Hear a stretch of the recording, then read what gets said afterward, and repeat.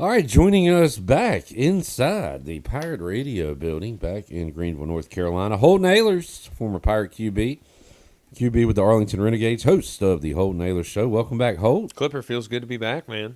We kept in touch with you every week, but haven't seen you in a while. Let's briefly recap year 2 of the UFL, and you got in a little bit, scored a couple touchdowns. I know you want to see more action, but how do you kind of summarize year 2? It was good. It was fun. I mean, look, I love playing whether I play or not. Like, what's good about that league is you get paid whether you play or not. I guess like college football now, I guess. I don't know how that works, but I'd assume if you sign an NIL deal, you get paid on that. But, yeah, so, I mean, it was fun. Got in a little bit more. Would love to play more. Had a cool moment with Caden throwing him the ball in the stands. That first was awesome. touchdown. So, a lot of fun memories. I love Texas. I love seeing the cowboy boots and the horses and the cattle and going to concerts and stuff. So it was a good time, man. Good deal. Good to hear. And, yeah, you did have a moment you'll never forget with the throw to Caden after the touchdown. And also cool picture, and I'm sure you've been able to create a lot of these moments, but with you and Isaiah and Garrett and Noah, that's pretty cool to see all in your pro jerseys together. Oh, dude, it was awesome. Yeah. It was great. Like, so me, Garrett, and Noah lived together all season. Your dad was explaining that to me. I was like, wait, so like, is the playbook of their team like in his bedroom? Like, It could you steal was, that if you wanted to? Yeah, it was like a super rain delay. Yeah, so like, and we flew on the same plane too. I think I've told you that. So, like, the way the UFL works is all the teams are based in Arlington, Texas, and then you fly to wherever the away game is. So, like, I'm lucky because our team is in Arlington, Texas. So we actually have real home games. But for away games, like, we'll get on the flight, and the other team will get on the flight. Like, one sits in the front, one sits in the back. They keep you pretty separated. But, yeah, you fly on one plane together and go play the game. So, like, for Noah, in a sense, every game's an away game because he's got to travel somewhere. Yeah. So that's where, like the Renegades, we've sucked the last 3 years somehow. I'm like, how is that even possible? Every free agent possible should want to sign with us because we're the only team you don't have to travel every weekend. Right. I got the CFL kicking off tonight. Good luck with Justin Hardy with the Ottawa Red Blacks. He'll be playing. You got Snead up there. Yeah. Got, Jeremy Lewis had a good preseason. I don't know his status right now with the roster. I think he's with them. I know he didn't get cut, and I talked to Hampton Nurgle. He made their practice squad too. Hampton. So, yeah. Good deal. So that's going on. You can watch Justin Hardy tonight on CBS Sports if you It's on CBS. Let's itching go. for some football. Yeah. Holton, will you be watching the NBA Finals? If I'm home and it's on, but I mean, you just want to watch the Pacers get bodied, which I hope they do. Like, yeah. I didn't even get an opportunity to ask you if you still wanted Tibbs fired for Michael Malone before Tibbs got fired. You know what I tell you? I did want Tibbs fired. I got a little sad yesterday, like really looking like Tibbs' story. He really changed. I love Tibbs, but I felt like he got us as far as he could possibly get us. And I really believe that is a thing in a coach. Like there's coaches who can rebuild, but once they rebuild and they get it there, like they've hit their max. I'm not saying Coach Houston was that, but if you look at I think Coach Houston had a higher ceiling than that. But if you look at like ECU football, for example, like he flipped the program, rebuilt it. And then, did people at ECU think, administration think that the max was like winning a bowl game my senior year, and then it's like, okay, now we got to go find a coach who can get us to higher levels. So that's kind of what it was with the Knicks as well. And I was a big Mike Malone guy, but I tell you, there's a lot of other names that I'm getting excited about as well. So, who? Dan Hurley. Dan Hurley, I think, would be awesome. I don't know if he would last in New York fighting with the fans because those fans will fight right back with you. Jason Kidd would be awesome. He coached Brunson for the Mavs. I don't know if the Mavs would allow it. Another name that I'm really excited about that I've heard, I'm in a Discord with 7,000 Knicks fans that I talk to every day, is Rajon Rondo. I think he would be amazing. What is he doing now? He's just, I don't know what he's doing now, but every player that I've heard has said he's like the smartest player ever. So I think I was listening to an interview actually today of, I think it was Tristan Thompson or someone that said, no, it was Boogie Cousins. He said for people who thought J.J. Redick was smart, that Rajon Rondo was like head over heels better than him. Huh. Well, I mean, it's You could go the retread route. You could go the kind of radical route, bring in a first timer with that. I think it'd be sweet. Yeah. How about Jay Wright? He's kind of like the new Bill Cowher. When Bill Cowher retired from the Steelers, every year it was like he's going to get hired. That's going to happen with Jay Wright for the next 10 years, probably. It makes sense. I mean, he coached all the Villanova guys, and that's pretty much people call us the Villanova Knicks. So like I think he'll definitely get an interview. I wouldn't be mad at it. I don't think those college guys going to pro. You're just not. I would take it, and I'd be excited because it's like, okay, he knows how to get the best out of Jalen Brunson. He knows how to get the best out of Mikal Bridges. Like I like that aspect of it. I just think there's more exciting names, but I really would be excited for that because I think Dante DiVincenzo wants to come back to the Knicks. I think that would kind of seal the deal eventually of him coming back to the Knicks as well. This is old, very old news, but I saw the clip of DiVincenzo yapping at Tibbs. That was a preseason game. So is Brunson's dad a part of the assistant coach? Okay, all right. So that's what that was. Yeah. So I saw them going after it. And that's what now it's like, okay, does a new coach come in and keep Brunson's dad? Like, he's your superstar on a low contract. Like, you got to keep him happy. And Brunson's dad, from what I've heard, is a really good coach. So, like, when I went to the Knicks games, like, he was warming up. Like, every star player pretty much warmed up with Brunson's dad, which is pretty cool. Holton Ahlers joining us. Man, we got a ton of ECU topics to hit as well. Let's go with football because Rajay Harris told a great story. It was kind of just a little tidbit. I asked about, can Caden Hauser, how is he as far as a leader and all that?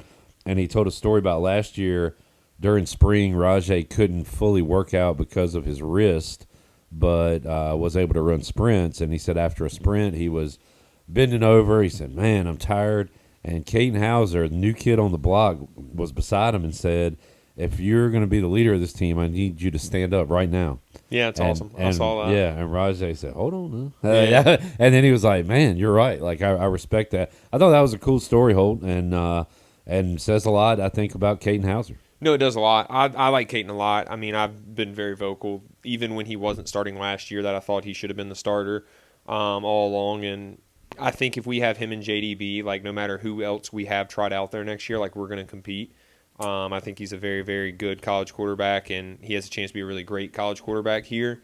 Very glad we kept him with NIL and transfer portal and all that. But, yeah, I think that's cool. I think, dude, it's weird because, like, that story is really cool because Rajay, like, obviously I've been through, the trenches with Rajay too, and, like, he's the type of guy that loves that stuff. But then, like, being a quarterback is also understanding, like, sprints and like summer, especially. I know you're talking about spring there, but like there's times when like dudes are like laying or want to lay down or like about to pass out that don't want to be talked to, but they're like bending over and you're like, dude, you got to stand up and you got to figure out a way to talk to someone that gets offensive immediately after, something like that when they feel like they're dying. And then it's like, I'm not coming at you, but you got to stand up. Right. So like that is where like, especially year 2 in a program, it's cool to hear that he did that, year 1 before year 1. Year 2 is where, like, you have the respect now to, like, I've been through it. Like, we've done it. I've already done it with you guys. I've shown I can do it. I've been a leader. You got to stand up. So, like, that's kind of the next step. Excited for Pirate football. Still got a little ways to go, but kind of inching towards that now that we're done with the athletic calendar year with baseball losing on Saturday. And, man, how about a lot of drama coming out of that thing? Yeah, I guess good for Pirate Radio social media. No and doubt. even you, Clip, you had a tweet that went pretty viral, I think, right? Yeah, I don't know. We've been hitting it pretty hard. Because that guy, the Florida guy, right? Florida coach. Did you ever experience any opposing coach yapping at you? Probably not to that degree that he got football. Parker Bird. It's weird. Yeah, football. Like, you're not around them enough until, like, the end of the game, I guess. Like, there's always yapping before, but you're never really around them. Like and Caden was talking about, and this situation, I feel like, always could break into a riot. It never does, but when a player gets tackled on the other sideline and everybody crowds around, and, like, for a second, you're like, it's about to go down. Like, anytime, like, C.J. Johnson, who I talked to yesterday, shout out to C.J., like, anytime he would get tackled on the opposing sideline, he would, like... Somehow he would, like, start the fight. I'm like, dude, you're outnumbered by 200 people right now. Like, what are you doing over there? But that was just, like, that's how CJ was. But, yeah, anytime someone gets tackled over there, and especially now being, like, a backup, like where I was back in the UFL, like, I love talking junk during games. Yeah. I loved it. Was it Caden that said? Yeah, Caden said that, like, now you chirp after every play. I chirp when I'm playing. Like, if you ask some of the linemen especially, like, I would chirp when I was playing at ECU. But, like, being a backup, I love chirping on the sideline. There's nothing they can do. Like, you're going to hit me? I'm on the sideline. Like, I'm not even playing. Just crazy for the Kevin O'Sullivan to basically fire up East Carolina. Like, when Yeah, it's weird. He was just on a rampage, though. He was Yeah. going after everybody. Yeah, he, I don't know, man. I guess SEC, when you get bodied by those big non-big schools, you get pretty upset. Cliff Godwin tweeting out earlier today that he has proof that Power 4 schools are texting his players that aren't even in the portal. Yeah, that's Does that insane. shock you, Holton? Not at all. I say Did it tweet happen to He you, should Holton? tweet it out. Oh, absolutely. I know. He should tweet it out. I know. Right. That's the do thing. it. Like, who is it? Let's see who Just it really is. expose but- him. I bet no one will do it then. If you tweet out the text message from the players, you really want to do it. Tweet out the coach's number too. Tell fans to tweet it. I think the problem is, like, all right, either A, the school that is calling this out is also cheating, or B, it's more likely that if Cliff Godwin does this, somehow they are going to come with a microscope and look at every single thing going on with the whole athletic program. That is true. And find these little stupid things. So it's like, Yeah. it sucks. It's almost like you're blackmail or something. Like, Well, we'll tell you, like, you said that, like, did teams reach? I mean, yeah, 100%. I've talked about that before, but, like, do you ever think, and this is something that, like, I'm gonna ask you this question. We always think of other schools doing it. Do you think ECU ever does it? Yes. You think we do it as well? Yes. And not because I know it happened, because I think everybody's doing it to a degree. Yeah. And hell, next. But yeah, and I'm not talking about baseball. I was actually talking about football years ago. But man, I do think it goes on everywhere. It's almost like the unwritten rule that gets broken by everybody. Or I guess it is. Is it a written rule? Like, what can happen if you're found guilty of texting Austin Irby right now, and he's not in the portal? But see, my thing is, like, is it illegal for players? Like, I talk to players. I talk to players with my friends. It's a good workaround. Yeah. Like, I talk to players with my friends, like, hey, it'd be fun if we played together. Right, yeah. Like, now that's legal from tampering. Greenville. Yeah. Receiver from Greenville, that's pretty good. Plays in the UFL right now. Leads the UFL in touchdowns. It'd have been fun if we played together. Oh, that guy, yeah. A lot of rumors that could have maybe happened. It's very close. Yeah. We worked out together every single day in COVID. So good dude. I'm a fan. Yeah. No name, though. No name. No name. The crazy world of college athletics. Holden, what is your... Are you staying in sports once you're done playing in any regard, other than talking about it? Well, as far as coaching? Yeah. I don't know. Do you want to be in this world, this crazy-ass world? College? Absolutely. No, I would. Okay. I'm not going to say no. I just think it's different from, like, what any person who gets into coaching wants it to be. Right. That's why you see so many old veterans getting out of it. Yeah. Like, I don't know, man. It would have to be the perfect situation. I wouldn't want to be a GA. I talked to Coach Houston about it right when I got cut from Seattle. And, like, we had talks about it, and it was just kind of, if you want to do it, but look, if you want to have a family, it's also tough, too. I actually talked to Coach Houston the other day, and he was just talking about how, like, refreshed he was being around Dabo, and he was like, dude, we're done at 5:30 every day. Like, he doesn't let us stay that late. He's actually was living with Dabo before he got a house there, so it's cool. I don't know the pay situation comparative to East Carolina, but I know his name is not, above the title now, but it's got to be just like so relaxing almost. Yeah. Like you have a good job at a great school and a great conference, and the pressure is kind of off of you too. Oh, and he's a great coach too. I mean, great people that he's around. Dabo's done a good job of that. That's why Clemson's been good. Yeah. And then, he said, like, when I talked to him, he was like, it's almost like you look back now, it's like a blessing because, like, I needed, like, a restart and a refresh.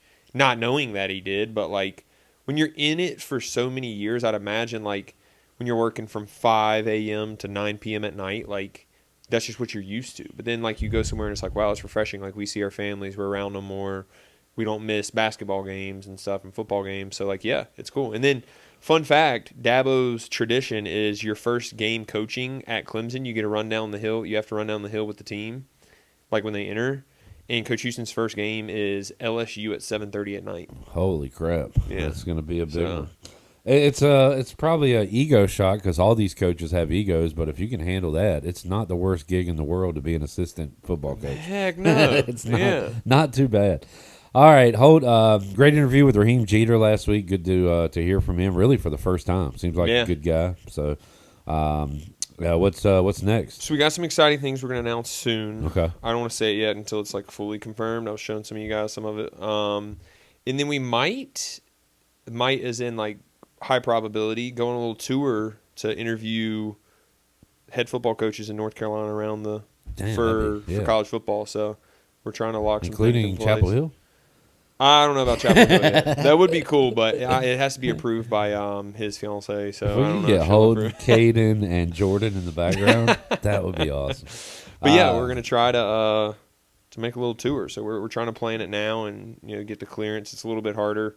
ECU obviously we have a lot of clearance. Like they're cool. I can call Coach Harrell and talk to him, but it's kind of harder when you didn't play there and stuff. So we're trying to get the clearance to do all that, and hopefully it works out. That'd be great. A lot of exciting personal stuff going on for you too. You nervous? Yeah, get married. Excited? I'm excited. I don't think I'm nervous yet. I don't know. I just don't know what to expect. It's always like I've always seen like all my brothers get married, and then I'm like, wow, it's me now. So we'll see.